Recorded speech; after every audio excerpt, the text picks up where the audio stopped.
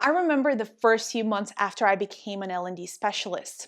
I knew my role was to develop the organization, but I didn't really know how to do that. That is when I spoke to my manager, who also happens to be my mentor. He told me that when in doubt, you should do three things.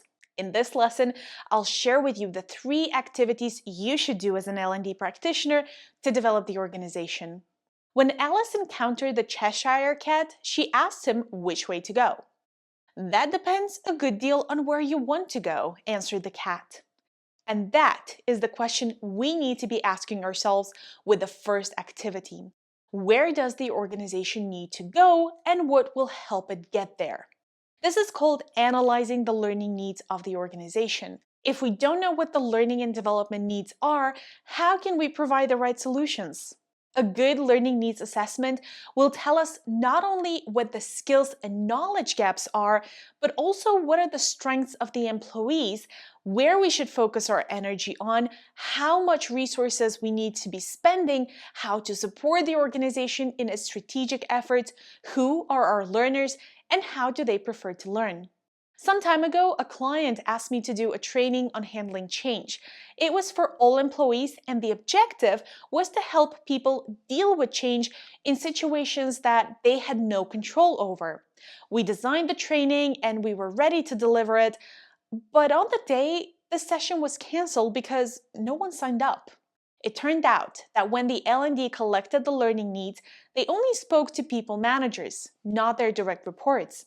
When we probed deeper, it turned out that the issue wasn't in people not handling change, it was about managers not managing it well. The importance of a coach approach when doing the research is crucial. Asking the right questions, digging deeper, and asking for further feedback from other stakeholders, in this case the employees, can make a great difference in the success of a training plan. I like to tell this story because without a proper learning needs analysis, you can end up spending a lot of money on things no one needs. Knowing what the learning needs are can then inform the second key activity: designing and implementing learning solutions. There are so many learning experiences we can design. We can always do a training or a webinar, but what about coaching and online learning? And what about mentoring and peer support? And how about social learning projects and job shadowing? There are just so many options. We can even blend many of these together. But without a proper analysis, we won't know which ones would be most appropriate and beneficial to the learners, and what's the content that should be included in there. In the lesson worksheet, you'll find a list of some of the many learning activities you can involve people in. And here, I want to challenge you with a self-reflection question. Which of these did you know about prior to taking this course? And for the ones you haven't heard of before, consider adding them to your development plan.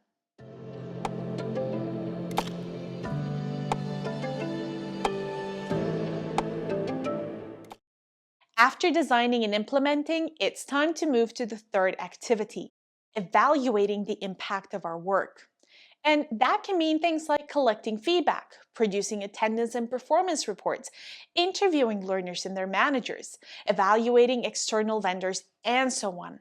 The point of this third step is to ensure that everything you've done has yielded some kind of meaningful result and return. We said that the function of L&D is to improve the effectiveness and performance of the organization and the individuals.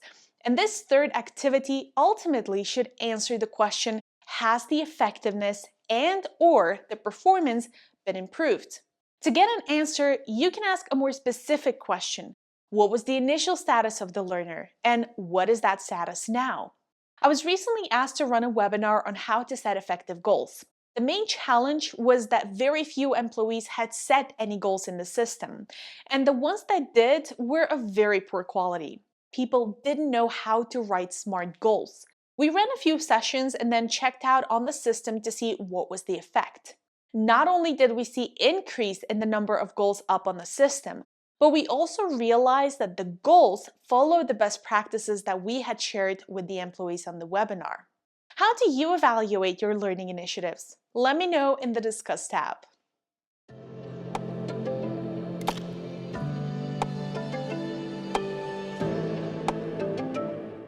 So there you have it, the 3 activities you should focus on to develop the organization: analysis, design and implementation, and evaluation.